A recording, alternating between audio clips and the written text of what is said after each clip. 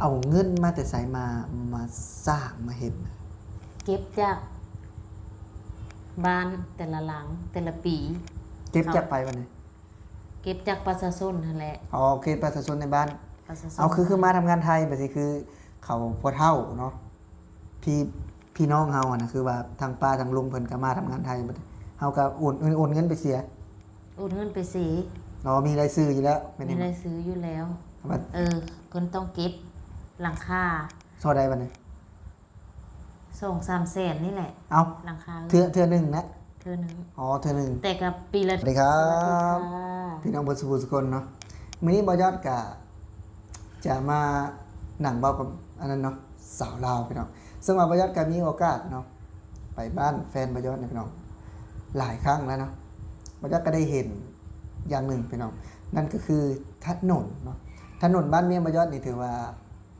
เป็นถนนได้มาตรฐานนะเป็นถนนเทคอนกรีตเนาะ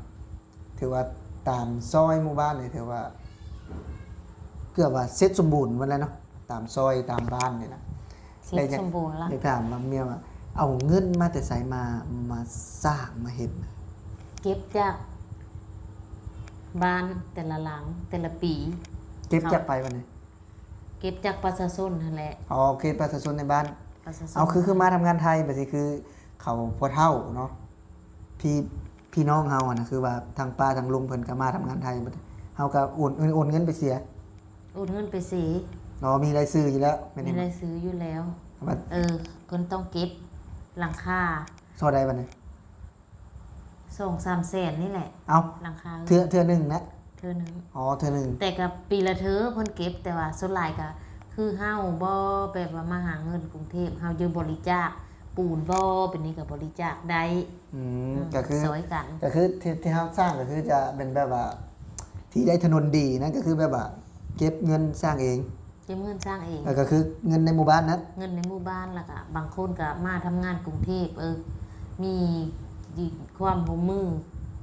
จากบ้านก็เลยโอนแบบว่า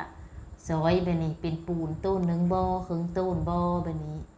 อ๋อคือมาทำงานอยู่ในไทยเนาะแบบว่าคือมีเงินมีคำกับบางคนเพิ่นก็ส่งเมื่อส่งมือสร้างตัวอย่างคืออันพอค่อยเองปีกายนี่เราก็บริจาคปูนหาต้นนึงต้นหนึ่งจักพันต้นหนึงถ้าเป็นปีกายนี่ก็1,000 ปลาย 2,000 นี่แหละประมาณ 2,000 เนาะประมาณ 2,000ต้นหนึงจักกระสอบซาวบ่เจ้าและต้นนึง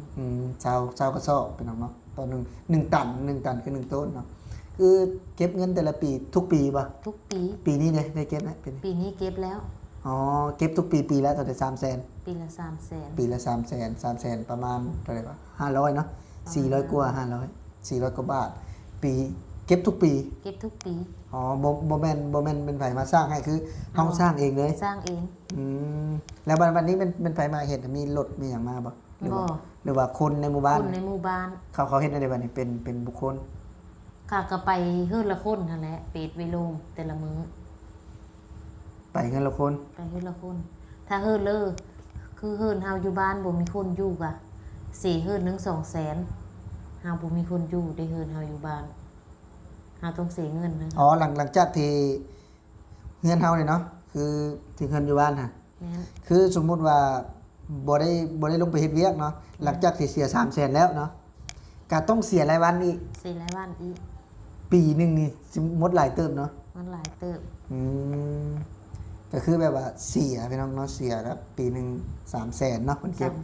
แล้วก็จะเป็นเก็บรายวันเนาะคือบ่ยอดมาทำงานไทยนะมาทำงานไทยต้องเก็บรายวันเนาะบ่ได้ไปเฮ็ดงานน้ำหมู่พี่น้องเนาะบ่ได้ไปเฮ็ดกิจกรรมที่แบบว่าสร้างถนนน้ำหมู่น่ะก็จะเสียเพิ่มไปวันละ 200,000 วันละ 200,000 2วันก็บัดนี้เขาสร้าง10วันได้ซั่นก็เสียเบิด10วันนะเสียเบิด10วันนั่น2ล้านอ๋อคือเก็บแบบว่าเก็บเงินนะเฮานี่เนาะมาแต่เด้อเก็บเงินนำเฮาบัตรเงินนั้นเด้อเงินแบบว่าในบัตรในว่านะครับบ่ได้เกี่ยวบ่ตัวนั้นมีเกี่ยวอ๋อบ างทีก็จกออกมาค่ะบางเล็กน้อยบัดนี้เอาไว้สร้างแนวอื่นก็ส่วนหลายก็เงินที่สร้างก็แบบว่าเงินเอาเก็บนำมันนั้นเฮานี่เนาะแบบว่าเฮามาทำงานไทยก็คือส่งเมื่อแล้วก็เก็บ แต่ว่าเพิ่นก็จดว่าผู้นี้เนาะถือว่าได้ครบแล้วว่าสิเนาะคือ มันก็มีอยู่หน้าหน่วยเด้จด อ๋อบัดนี้ลงไปเฮ็ดเวียกนั่นเป็นกลุ่มบ่เป็นเฮ็ดจังได๋ลงไป เป็นกลุ่มแล้วเป็นกลุ่ม ลงไปเฮ็ดถนนนะเบ้ามันงึกหัวจังบ่นี่ เป็นกลุ่มสมมุติเราอยู่กลุ่ม4ก็ไปเบิดกลุ่ม4นี่ไปเบิดครูเฮิรนถ้าเฮิรนแล้วมีไปเขาเก็บเงิน เก็บเงินเอาไปใส่เงินมันนะ เก็บเงินแล้วเขาก็ไปไว้ซื้อปูนซื้อหั่นซื้อนี่ อ๋อถ้าหากบ่ไปก็จะคือเฮามันบ่ได้ไปก็เก็บเงิน เก็บเงิน 200,000กีบ 200,000 ก็ลงไปเฮ็ดซอยเดียวเนาะแต่ละกลุ่มแต่ส่วนหลายถ้าคนมีอยู่เฮิรนนี่ เขามีเอาเงิน เขาเฮิรไปเอสนอกจากว่าคนเลยบ่มีเฮิรนไป มาไทยเบิดมากรุงเทพเบิดเขาจึงเอาเงิน อืม ถ้าอยู่บ้านเขาเห็นเขาก็มีเอาเงิน ครับ เขาก็เยอะคนไปเอส ก็ส่งเมื่อแต่ละปีก็เก็บทุกปีเนาะ เก็บสุ จุดปัจจุบันนี้แล้วคักหรือเปล่า ปัจจุบันนี้แล้ว อ๋อแล้วก็บ่ได้เก็บเนาะ ไม่ได้เก็บ ก็คือตั้งแต่แบบว่าเริ่มแรกเลยก็300,000จักปีแล้วเขาเฮ็ดถนนนี่ใช่ไหม โอ้หลายปีมัน3-4 ปีแล้วบอก อืม 3-4 ปี เก็บสุปีเนาะเฮ็ดสร้างถนนมีจักหลังคาคือกันนะอยู่บ้าน จากแรกเขาก็หนีแต่บ้านก็เป็น9 ปี 10 ปีเลย บ่นะปกติน่ะ200กว่า200กว่า 200 พี่น้อง นี่ เนาะ นะ 200กว่าก็หลายเติมนะพี่น้องเนาะ200,000เนาะครอบครัวหนึง10ครอบครัวเนาะก็2 ล้านเนาะแม่นบ่เนาะ100หลังคาเรือนก็หลายร้อยล้านนะพี่น้องเนาะถือว่าเก็บสมมุติว่าเฮาเก็บครอบครัวละ200,000นะพี่น้องเนาะปีหนึงก็เกือบ400ล้านเนาะสมมุติว่าเนาะประมาณนั้นก็ถือว่าแต่ละปีก็ได้หลายเติบพี่น้องเนาะได้หลายเติบไปว่าสร้างแต่ละปีเนาะ สร้างปีละน้อย สร้างปีละน้อยก็ส่วนหลายก็ ถ้าเมิด เก็บ งบก็แล้วก็มีเอสถ้าสร้างตามงบ ก็ส่วนหลายคนมาทำงานก็แล้วแต่ผู้ใดศรัทธาเนาะก็โอนมา แต่คนศรัทธาโอนมา ก็อยากทำบุญเนาะเพิ่นว่าบางคนเพิ่นมาทำงานในไทยนี่ก็ บางคนก็เขาจากบ้านเกิดไปเขาไปอยู่เมืองอื่นเขาก็ซอยเป็น อืมเพิ่นว่าเพราะว่ายามถ้าหากว่าเฮาบ่เก็บเงินกันเฮ็ดเนาะเนาะมันก็ช่วงยามฝนเนาะมันก็ขี้ตมนี่ก็ลำบากมันก็ลุดลัดอยู่พี่น้องสิเลี้ยวซ้ายมันก็เลี้ยวขวาเนาะสิเลี้ยวขวามันก็เลี้ยวซ้ายบางเทื่อเจือกรถล้มเนาะถ้าแบบว่ามีมองดีเนาะถนนดีมันก็จะสบายนะสะดวกสบายในการสัญจรก็เลยตัดสินใจแบบว่า ออกเงินกันเก็บเงินกันสร้างเนาะแรกๆก็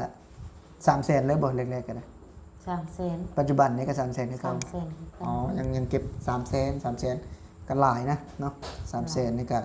ถือว่าหลายครอบครัวก็ถือว่าหลายแสนบาทนะพี่น้องเนาะพอมาเป็นครอบครัวแล้วพอเป็นบ้านใหญ่เนาะเป็นบ้านใหญ่ก็ถือว่าหลายพอสมควรนี่ก็คือบ่ยอดน่ะก็เป็นเคยเนาะพี่น้องเนาะเป็นเคยอยู่ทางบ้านแฟนบ่ยอดนั่นแหละเนาะบ้านสองเมืองใต้เนาะที่บ่ยอดไปเห็นเพราะว่าในเขตนั้นก็คือจะเป็นบ้านที่ใหญ่สุดๆเนาะก็แล้วเป็นบ้านที่เจริญสุดๆเนาะเขตนั้นก็จะมีถึงขั้นมีนั่นเป็นถึงขั้นว่ามีมหาวิทยาลัยเนาะปัจจุบันนี่แม่นบ่ มีโรงเรียนวิชาชีพนะพี่น้องอยู่ในบ้านนั่นแหละคือว่าเป็นบ้านที่เจริญนั่นแหละแต่บ่ยอดก็บ่ได้ฮู้ว่าถนนเนี่ยเพิ่นเอาเงินมาใช้คือว่าเทถนนคอนกรีตจนรอบหมู่บ้านเนาะมื้อนี้บ่ยอดก็เลยมาได้ฮู้ความจริงว่าเพิ่นเก็บเนาะในครอบครัวหนึงน่ะ300,000กีบทุกปีนะจนปัจจุบันนี้ก็เพิ่นก็อ้อมในหมู่บ้านเสร็จเรียบร้อยสมบูรณ์เนาะสำหรับเป็นหมู่บ้านที่ใหญ่เนาะแล้วก็บ่ยอดได้เห็นบ่ยอดได้สัมผัสก็ถือว่า เป็นอีกหนึ่งราวเนาะที่บอยอดจำนำมาเล่าให้พี่น้องได้ฟังก็สำหรับคลิปนี้เนาะพี่น้องเนาะบอยอดก็เล่าให้ทุกคนฟังประมาณนี้พี่น้องเนาะก็สำหรับมื้อหน้าเนาะเพราะว่ามื้อนี้ก็เริ่มดึกแล้วเพราะว่าเลิกงานมาก็2 ทุ่มเนาะพี่น้องเนาะตอนนี้ก็3 ทุ่มแล้วสำหรับคลิปนี้บอยอดสิขอลาพี่และน้องไปก่อนพี่น้องสำหรับมื้อนี้บอยอดลาพี่และน้องไปสวัสดีครับ